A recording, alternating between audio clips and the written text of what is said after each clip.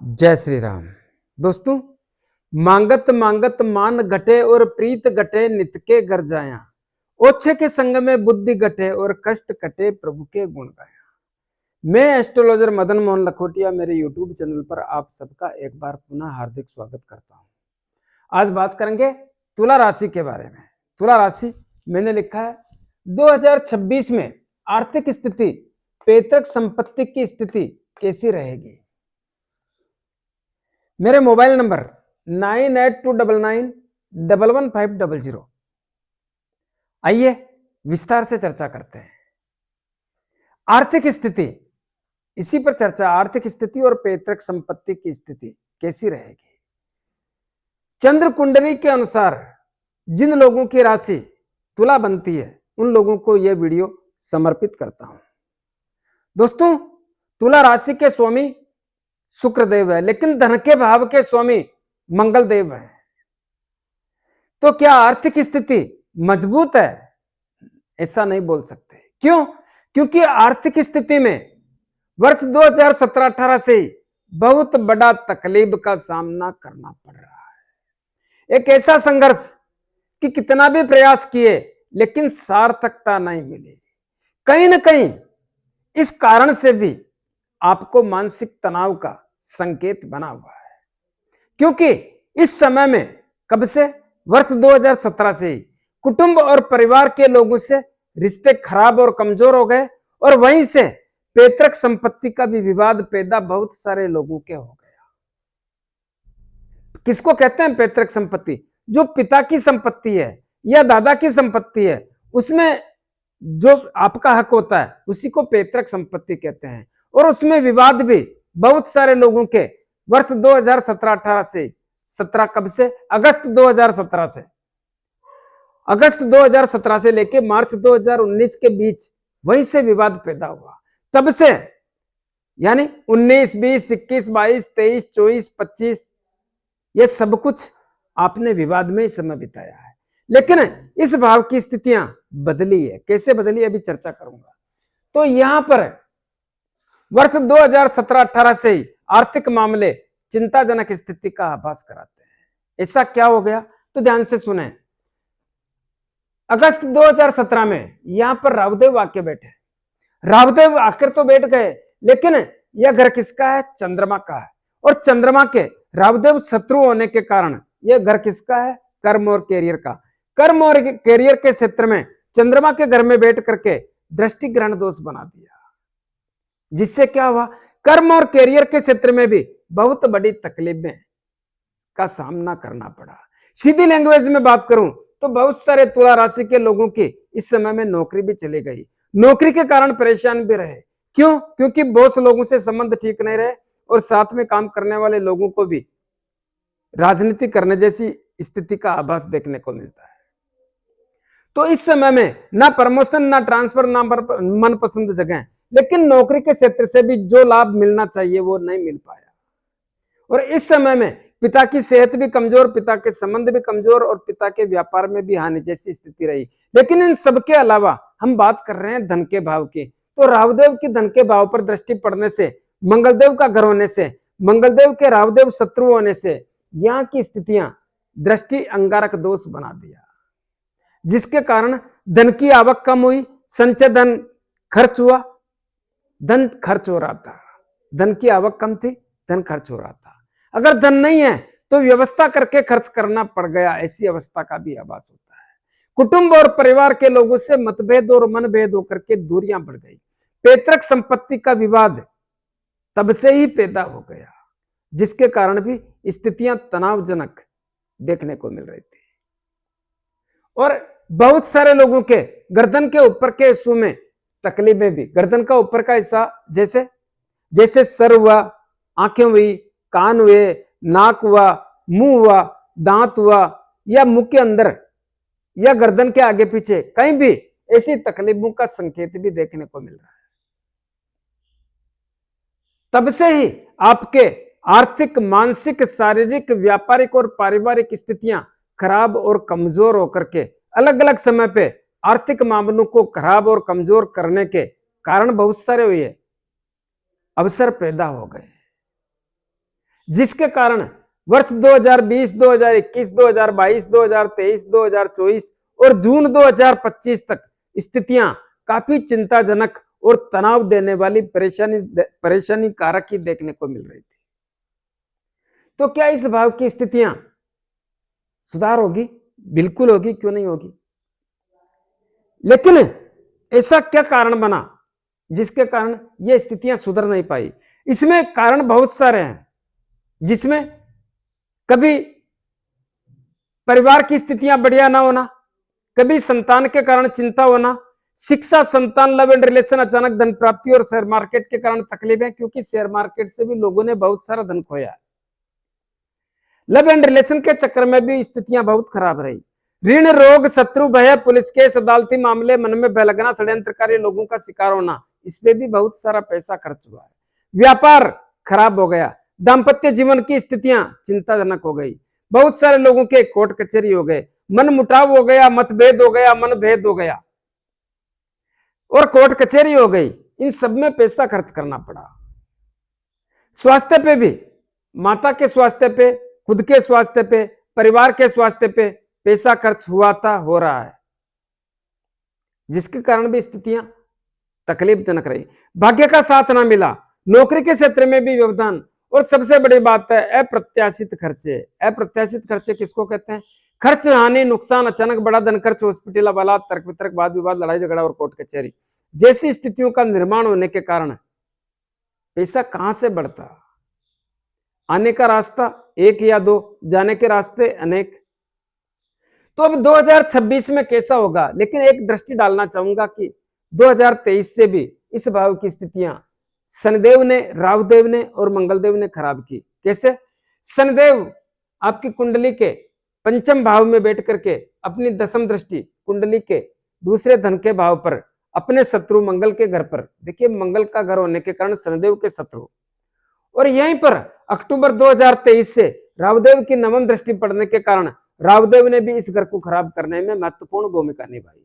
लेकिन अक्टूबर 2024 से मंगलदेव भी अपनी नीच राशि में जाने के कारण और धन के भाव के स्वामी और व्यापार के भाव के स्वामी होने के कारण इन दोनों भावों की स्थितियों को बहुत खराब और कमजोर करके आर्थिक स्थिति में और व्यापार और दाम्पत्य जीवन के भाव में तकलीफों जैसी स्थिति का आभास करा दिया, जिसके कारण भी आर्थिक स्थितियां मजबूत कैसे होती। और यह सब कुछ जून 2025 तक रहा। लेकिन जून 2025 के बीतने पर इस भाव की स्थितियां और व्यापार के भाव की स्थितियों में बहुत बड़ा बदलाव और सुधार भी हुआ, जिसके कारण धीरे धीरे आर्थिक स्थिति मजबूत होने के संकेत भी बन गए और व्यापार से भी स्थितियां, देखिए खुलकर तो नहीं बोल सकता व्यापार के भाव की, क्यों? क्योंकि इस भाव की स्थितियां इतनी महत्वपूर्ण नहीं है, लेकिन पहले के बजाय सुधार भी हुआ है। महत्वपूर्ण क्यों नहीं है? क्योंकि इस भाव पर केतुदेव की दृष्टि पड़ती है। फिर सुधार कैसे हुआ? सुधार इसलिए हुआ कि 28 जुलाई 2025 से 28 जुलाई 2025 से इस भाव के स्वामी मंगलदेव कहीं ना कहीं इस भाव को देखने के कारण, इस भाव पे दृष्टि पड़ने के कारण और 27 अक्टूबर 2025 से कुंडली के दूसरे धन के भाव में बैठने के कारण, जो व्यापार और दाम्पत्य जीवन के भाव के भी स्वामी होने के कारण इस भाव की और इस भाव की स्थितियों को मजबूत बनाकर रखा है। लेकिन वैसे भी बोल सकता हूं कि धन के भाव की स्थितियां तो 6 जून 2025 से लगातार बेहतर बनी हुई है। ऐसा क्यों? क्योंकि इस भाव पर किसी भी पाप ग्रह का प्रभाव नहीं होने के कारण तुला राशि के लोगों के धन तो आता है, धन आना चालू हो गया है। कम या ज्यादा इससे कोई मतलब नहीं है। आप आपके भाग्य के अनुसार या आपकी कुंडली के अनुसार आपके धन की स्थितियां भी बदलने या सुधरने जैसी स्थिति का आभास कराकर धन लाने का प्रयास कर रही है, और धन आया भी है और आएगा। जैसे जैसे समय बढ़ेगा वैसे वैसे अलग अलग तरीकों से धन आने के योग भी देखने को मिलेंगे। कैसे? देखिए यहां की स्थितियां बदल गई है। अब क्या होगा, ध्यान से सुने। 15 जनवरी 2025 को यही मंगलदेव आपकी कुंडली के चौथे भाव में अपनी उच्च राशि में पधार जाएंगे। यह भाव किसका है? यह है परिवार का, परिवार में खुशियां लाएंगे। दूसरा किसका है? माता का, माता से संबंध सुधारेंगे, माता के जरूरत सही करेंगे। जायदाद का भाव होने के कारण और मंगलदेव इस भाव में आने के कारण जायदाद के क्षेत्र से बड़ी उपलब्धियां देने जैसी स्थितियों का निर्माण करेंगे। जो लोग जायदाद का व्यापार करते हैं, लेने बेचने का व्यापार करते हैं, या आपको भी मकान लेना है, दुकान लेना है, जायदाद बनानी है, तो दोस्तों ध्यान रहे, मंगलदेव यहाँ पर बहुत बड़ा परिवर्तन करके लाभदायक स्थितियों का आभास कराने का काम करेंगे। लाभ तो आएगा चाहे कैसे भी कर लो। तो जो बेचना चाहते हो बेच सकते हैं, लेना चाहते हो ले सकते हैं, और ऐसे मौकों से ही आपको लाभ मिलेगा। लेकिन यहाँ पर बैठ करके अपनी चौथी दृष्टि आपकी कुंडली के सप्तम भाव व्यापार और दाम्पत्य जीवन के भाव पर डालने से व्यापार से भी लाभ देने का काम करेंगे और दाम्पत्य जीवन की स्थितियों को भी सुधारने का काम करेंगे। क्यों करेंगे? क्योंकि इस भाव के स्वामी मंगलदेव स्वयं है, तो इस भाव की स्थितियों को मजबूत बनाकर रखने का प्रयास करेंगे। लेकिन सावधानी कहां रखनी है? मंगलदेव की यहाँ पर सप्तम दृष्टि पड़ेगी कर्म और कैरियर, नौकरी एवं सरकारी नौकरी के क्षेत्र में नीच राशि पर दृष्टि पड़ने के कारण यहाँ पर बहुत बड़ी सावधानी रखने की आवश्यकता पर जोर देता हूं। क्यों? क्योंकि ये नीच राशि को देखने से कहीं न कहीं व्यवधान पैदा करके नौकरी के क्षेत्र में मानसिक तनाव जैसी स्थितियों का भी निर्माण करने का काम करेंगे, ऐसी संभावना व्यक्त करता हूं। तो यहाँ पर सावधानी रखने की आवश्यकता पर जोर देता हूं। और इसी प्रकार मंगलदेव यहाँ पर 11 मई 2025 को आपकी कुंडली के सप्तम भाव में पधारेंगे। सप्तम भाव में पधारने पर यहाँ की स्थितियों को बेहद ताकतवर और मजबूत करके व्यापार और दाम्पत्य जीवन से भी आपकी आर्थिक स्थिति को मजबूत करेंगे। व्यापार के कारण पैसा आएगा, व्यापार का विस्तार होगा, लेकिन कुल मिलाकर के आर्थिक स्थिति को मजबूत करेंगे। और इसी प्रकार 20 जून 2026 को कुंडली के अष्टम भाव में आएंगे। अष्टम भाव तो ठीक नहीं होता है, लेकिन अष्टम भाव में आने पर सप्तम दृष्टि आपके धन के भाव पर पड़ेगी, जो स्वयं मंगलदेव का घर है, जिससे धन तो प्राप्त होगा, चाहे कितना ही दम लगा लो, धन भी प्राप्त होगा। कुटुंब और परिवार के लोगों से रिश्ते भी मजबूत होंगे। पैतृक संपत्ति का विवाद भी हल होगा, और पैतृक संपत्ति का विवाद हल होगा। यहाँ पे आएंगे तो भी अष्टम दृष्टि पड़ेगी, यहाँ पर आएंगे तो भी सप्तम दृष्टि पड़ेगी, तो पैतृक संपत्ति का विवाद भी हल होगा, और कुल मिलाकर के पैसा तो बढ़ेगा, इसमें संदेह नहीं है। फिर क्या होगा? ध्यान कहां रखना है? ध्यान यहां रखना है कि 18 सितंबर 2026 को मंगलदेव अपनी कर्क राशि में आएंगे। कर्क राशि में आएंगे, इस पे देखिए मैंने डैश कर रखी है, कर्क राशि में आएंगे, लेकिन उस समय यहां पर देवगुरु बृहस्पति भी यहां पर विराजमान होंगे। यहां पर मंगलदेव भी आ जाएंगे और देवगुरु बृहस्पति भी आ जाएंगे। तो यहां पर क्या करेंगे? देवगुरु बृहस्पति आ जाएंगे तो देवगुरु बृहस्पति अपनी उच्च राशि में होंगे और मंगलदेव अपनी नीच राशि में होंगे। नीच भंग राजयोग बनेगा, जिससे क्या होगा? जिससे कर्म और कैरियर के क्षेत्र में मंगलदेव जो व्यवधान कर रहे थे या करने वाले थे, वो कर नहीं पाएंगे। क्यों? क्योंकि देवगुरु बृहस्पति यहां पर उच्च राशि में होंगे, वो इस भाव की रक्षा करेंगे। नीच भंग राजयोग कैसे बना? देवगुरु बृहस्पति यहां पर उच्च राशि में बैठ करके अपनी नीच राशि को देखेंगे, लेकिन मंगलदेव अपनी नीच राशि में बैठ करके अपनी उच्च राशि को देखेंगे, जिससे क्या होगा? यही नीच भंग राजयोग बनेगा, जिसके कारण स्थितियां मजबूत होगी। इस भाव का, दोनों भावों को किसी भी प्रकार से नुकसान जैसी स्थितियों का आभास बहुत सारे लोगों को नहीं होगा, लेकिन कुछ लोगों का इसका दुष्प्रभाव या गलत परिणाम भी भोगने को मिलेंगे। किसको मिलेंगे? जिनकी कुंडली में, जन्म कुंडली में ऑलरेडी मंगलदेव नीच राशि में बैठे हैं या देवगुरु बृहस्पति नीच राशि में बैठे हैं, उनको सुख या लाभ नहीं मिलेगा। इस बात का विश्वास रखें। लेकिन एक बात और बताना चाहूंगा, क्या?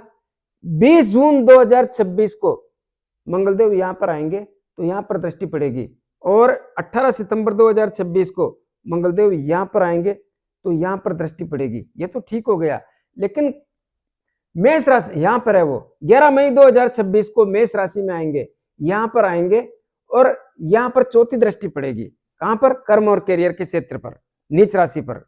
लेकिन 1 जून 2026 को यहां पर देवगुरु बृहस्पति आ जाएंगे। 1 जून 2026 तक कर्म और कैरियर के क्षेत्र में सावधानी रखें। 1 जून 2026 को जब देवगुरु बृहस्पति आएंगे, तब भी मंगलदेव की दृष्टि इतना काम नहीं कर पाएगी, ध्यान रहे। लेकिन सावधानी फिर भी रखने का प्रयास करें तो आपके लिए बेहतर रहने की संभावना व्यक्त करता हूं।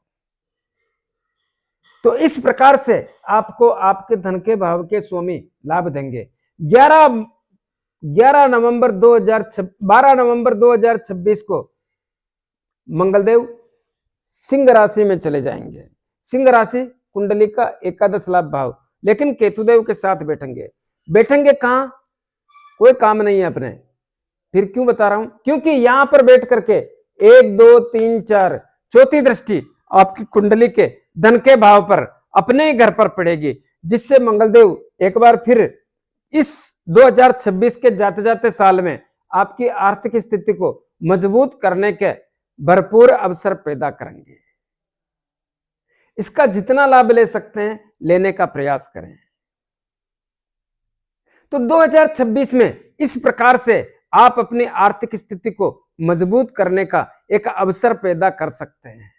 आप दोस्तों मेरे वीडियो को संभाल के रखें। जहां भी ऐसा लगे कि हमको क्या करना है, वहां पर तुरंत निकाल कर मेरे वीडियो को देखें, तो आपका मानसिक जो तनाव है वो जाता रहेगा, माइंड की स्थितियां सही हो जाएगी। जो बोल रहा हूं सोच समझ के बोल रहा हूं। तो कुछ उपाय करने चाहिए जिससे आपको इस अवसर का पूर्ण लाभ मिल सके, पूरा लाभ मिल सके। क्या करें? धन के भाव के स्वामी कौन है? मंगलदेव। क्या करना है? प्रतिदिन हनुमान जी महाराज के दर्शन करें, 5 बार हनुमान चालीसा बोले। और क्या करें?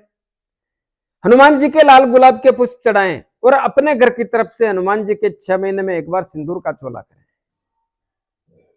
देवगुरु बृहस्पति भी महत्वपूर्ण भूमिका निभाएंगे, क्योंकि अभी भी भाग्य भाव में 5 दिसंबर 2025 को आकर बैठ गए।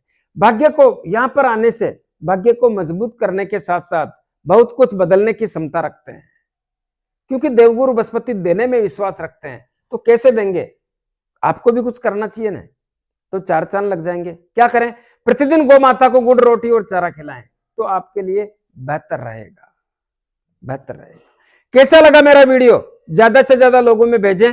लाइक अनलाइक जो भी करना है करें, कमेंट्स अवश्य करें और सब्सक्राइबर्स करने की कृपा करें। धन्यवाद। जय श्री राम।